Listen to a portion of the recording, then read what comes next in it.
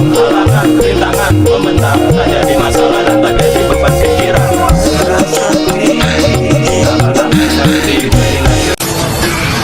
Halo, assalamualaikum teman-teman. Jumpa lagi dengan saya Ilham Haris. Selamat datang di channel Penomor Series. Gimana kabar kalian? Semoga selalu sehat dan baik-baik saja ya. Kali ini kita akan meneruskan merangkum manhwa Shishing-ji prequel dari sang Raja Gila Asura part 2 ya guys. Dan gak usah berlama-lama lagi, langsung saja gas cuy. Di episode sebelumnya, Dewa Taisen pun tiba-tiba datang ke kota Luhou. Dan dengan brutalnya ia membantai semua pejuang yang ada dan membunuh Raja Asura sang tetua Zack. Lalu kini diperlihatkan Dewa Taisen telah menyangking Luhou dan membawanya pergi ke suatu tempat. Scene beralih Luhou yang pingsan kini tengah diseret oleh Taisen. Luhou pun kini mulai tersadar dan ia pun terkejut dan berkata, aku, apa salahku? Duh, sakit. Dia memegang kakiku dan menyeretku. Dan tiba-tiba saja Taisen pun mulai menoleh kepada Luhou dan berkata, apa kau telah sadar? Kau tidur terlalu lama. Dan Mak Wing berhuak. Seketika Taisen pun langsung melemparkan Luhou ke tanah hingga menabrak dinding di situ. Luhou yang kesakitan dan masih keheranan pun berkata, hei, siapa kau? Kenapa aku di sini? Taisen yang sangat bengis pun menjawab dengan bahasa Asura, hei, apa kau sudah lupa? Apa pukulanku telah membuat kepalamu rusak? Luhou pun kini menatap kepada Taisen sambil berkata, aku ingat pada waktu itu para pejuang Asura, Raja Zack, mereka semua telah dikalahkan. Karena pada saat itu setelah ketua Zack dikeprek oleh Taisen, Shigure pun maju untuk melawan. Ia pun melompat dan berteriak, hei, akulah lawanmu. Saat itu Luhou pun langsung berteriak, Shigure, jangan, kau akan mati. Dan strak. Benar saja, Taisen pun dengan mudahnya menebas tangan Shigure hingga putus. Luhou yang teringat hal itu pun langsung syok. Shigure, sahabatku, ucapnya. Lalu kini ia pun teringat saat itu kakak perempuannya juga maju dengan membawa pedang. Hei Luhou, cepat lari, ucapnya saat itu. Sang kakak pun melesat untuk menyerang Taisen. Taisen pun seketika menoleh dan maksrak. Seketika Taisen pun melayangkan tangannya dan langsung menebas kepala kakak Luhou hingga putus. Luhou pun kini sangat syok. Sambil menangis ia pun lalu berteriak sekencang mungkin, kau, iya kau, kakakku, kau telah membunuh kakakku, kakak. Melihat hal itu Taisen pun malah tersenyum dan berkata, tak terlalu sulit, ayolah. Dan dengan tubuh yang berkobar ia pun lalu memasang kuda-kuda sambil berkata, hei, aku telah membunuh semua kerabatmu dan kau hanya menangis. Hah, itu percuma. Kau satu-satunya Asura yang belum kubunuh. Tak ada yang lain lagi. Haha. Luhou yang murka pun lalu berkata, Shigure, kakak, atas nama Asura. Dan kini terlihat Luhou pun mulai mengambil pisaunya. Ia pun dengan sangat emosi berlari dan menyerang Taisen dan berkata, kau, lihatlah, aku akan balas dendam. Dan dahuar. Seketika terlihat bau mentah Taisen yang langsung menghantam wajah Luhou dengan keras yang membuat Luhou pun muncrat darah. Luhou pun hanya pasrah dan berkata, aku tak mampu. Dia jelas jauh lebih kuat dariku. Maaf kakak. Maafkan aku kakak. Kau begitu baik. Sedangkan aku tak bisa melakukan apapun untukmu. Scene lalu diperlihatkan saat Luhou pertama kali bertemu dengan wanita Asura rambut pink yang saat ini sudah menjadi kakak dari Luhou. Saat itu Luhou datang dengan membawa tongkat. Lalu sang kakak pun berkata, hei dek, kamu berasal dari suku mana? Luhou pun menjawab kalau tidak tahu. Sang kakak pun bertanya lagi, hei, kamu tidak bisa berjalan ya? Tampaknya itu adalah penyakit tulang yang sangat langka. Pasti semua orang akan mengejekmu. Sang kakak pun lalu segera memeriksa kaki Luhou dan segera memberikan tindakan, yaitu dengan memberikan gips kepada kaki Luhou. Bagaimana? Kalau begini jadi jauh lebih baik kan? Luhou pun menjawab, terima kasih kak. Dan tak. Tiba-tiba saja kakak itu pun memukul kepala Luhou. Bodoh, kau tinggal di sini saja. Ayo masuk. Dan Luhou yang saat ini sudah sekarat dan berdarah pun lalu berkata, dia baik sekali. Dan kini Luhou pun agak terkejut karena saat ini dia masih hidup setelah terkena pukulan yang telak dari Taisen. Ia pun lanjut berkata, aku kira aku sudah mati. Tubuhku, aduh sakit sekali. Tulangku retak semua. Luhou pun lalu dikejutkan sesuatu. karena saat ini terlihat Taisen sedang berbicara sendiri dengan seorang yang tak kelihatan. Di situ ia berkata, "Seperti yang aku katakan sebelumnya, Asura saat ini sangat buruk. Aku bisa membunuh mereka dengan mudah. Ratusan pejuang Asura telah tewas. Jika dibandingkan dengan zaman kita, perbedaannya sangat jauh sekali. Kau selalu menyalahkanku. Cukup, aku tidak ingin mendengar kabar darimu lagi. Apa kau membawa anak itu?" Itu benar, menurutku dia memiliki tekad yang sangat kuat. Tapi jika dia sudah tidak tahan lagi, dia harus mati. Aku telah memutuskan. Luho yang melihat hal itu pun jadi keheranan. Ia pun berkata, "Hei, dengan siapa ia berbicara? Padahal di sini tidak ada orang. Tempat apa ini? Tempat ini sangat mencekam. Ada angin yang masuk. Tampaknya ada jalan keluar." Melihat Taisen yang masih saja berbicara sendiri, Luho pun kini segera memanfaatkannya. Ia pun diam-diam merangkak mengendap-endap pergi dari situ. "Sebelum dia tahu, aku harus segera pergi dari sini," ucapnya lagi. Dan tiba-tiba saja, mak jreng, kini terlihat sebuah kaki yang berdiri di depan Luho. Dan ternyata itu adalah Taisen yang sudah berdiri di depan Luho sambil meringis dan berkata, "Hei, kau membuatku marah." Jelas saja hal itu membuat Luho terhenyak. Taisen pun lantas berkata, "Kau melihat celah untuk menyerangku. Kenapa kau malah kabur?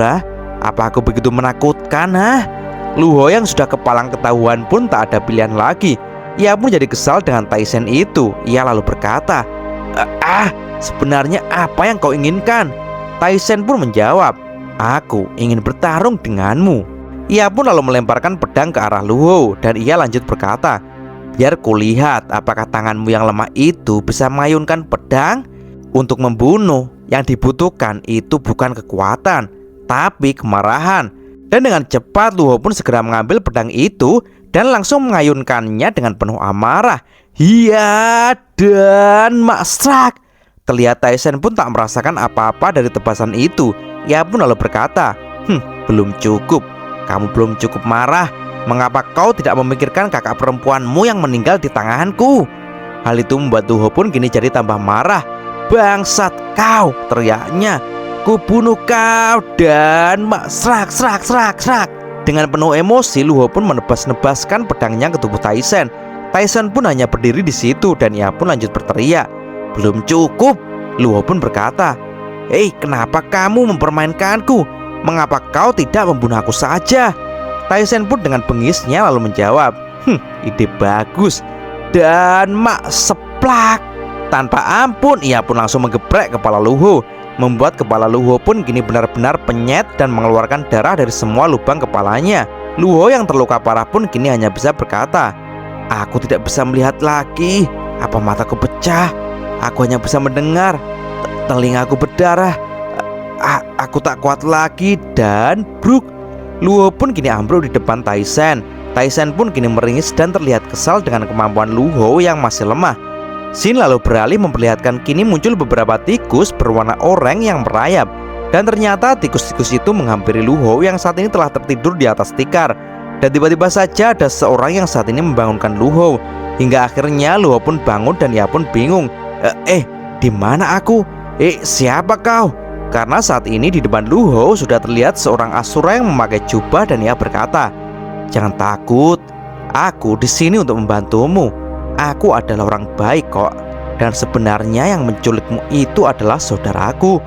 Luho pun langsung terperanjat dan berkata, "Kamu?" Orang itu pun menunduk dan berkata, "Maaf, dia telah menghancurkan bangsamu. Aku telah berusaha menghentikan semua itu, tapi semuanya sia-sia." Luho pun jadi ketakutan dan ia berkata, Apa kamu Asura seperti pada umumnya?" Orang itu pun menjawab, "Ini agak berbeda. Kami adalah kelompok Asura masa lampau yang telah diusir dari surga. Dan ini adalah puing kapal karam yang jatuh, di mana kapal ini dulu kita gunakan meninggalkan surga untuk mencari dunia baru." Perkataan itu pun membuat Luho sangat kaget dan berkata, Apakah kau salah satu dari 99 hantu dalam legenda itu?" Tidak mungkin." Orang itu pun lalu celengak-celinguk mengecek sesuatu dan ia pun lanjut berkata, "Shh, jangan terlalu keras. Dia masih ada di luar. ini adalah tempatku. Biasanya sih dia tidak akan masuk, tapi kita juga harus hati-hati. Lu Hao yang masih keheranan pun berkata, kau termasuk Asura legenda, bukankah semuanya sudah mati? Orang itu pun menjawab, Asura adalah dewa, sedangkan umur dewa tidak bisa ditentukan. Untuk beberapa alasan kami masih bertahan di sini, tapi pada umumnya kami tidak bisa meninggalkan kapal ini.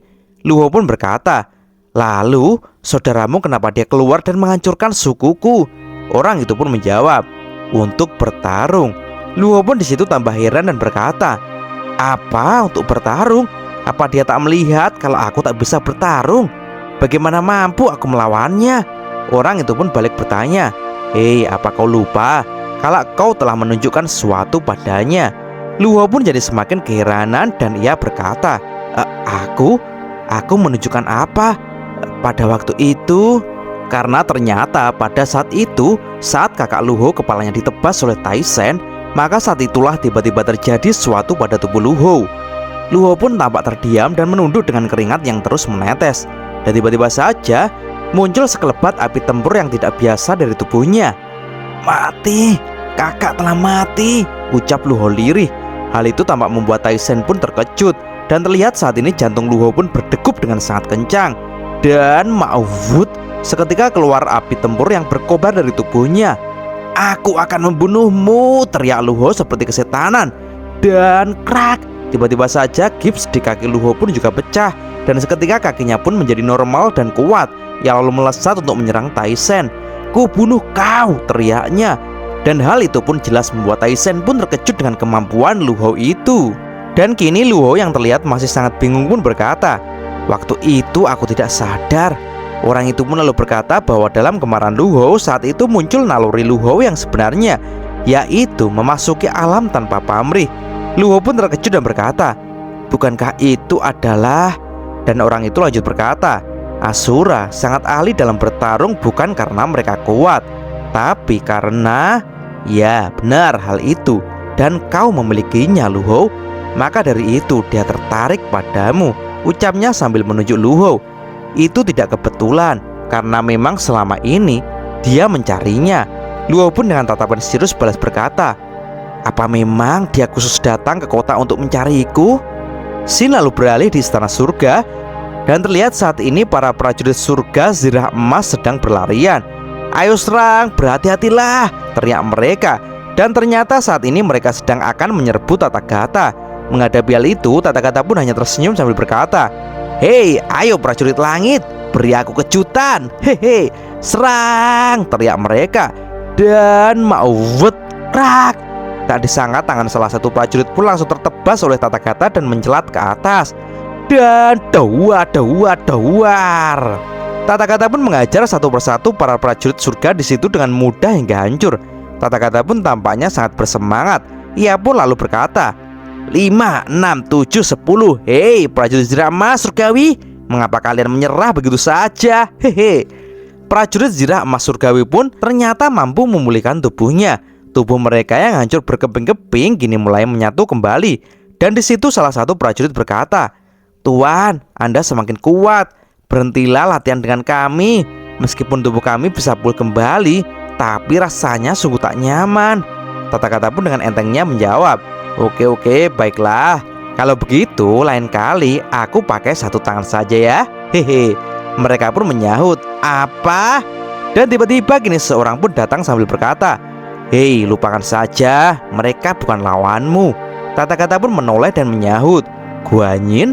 Dan ternyata itu adalah Dewa Sasin Guanyin. Dan ia lanjut berkata, ada cara lain untuk berlatih. Tathagata pun menjawab, hei, ini sangat menyenangkan loh. Mengapa kau tak mencobanya? Sasin pun menjawab, aku tidak tertarik, itu bukan caraku. Kaisar Sitian memanggil para dewa untuk berkumpul. Kita tidak boleh terlambat. Ini sangat penting karena ini berkaitan dengan bangsa Asura. Tathagata pun tampak terkejut. Apa? Ucapnya. Dan cerita pun bersambung. Oke teman-teman, terima kasih sudah nyimak alur cerita kali ini sampai habis. Semoga teman-teman terhibur. Jangan lupa terus dukung channel ini agar terus berkembang ya. Dan sampai jumpa di episode selanjutnya. Assalamualaikum warahmatullahi wabarakatuh.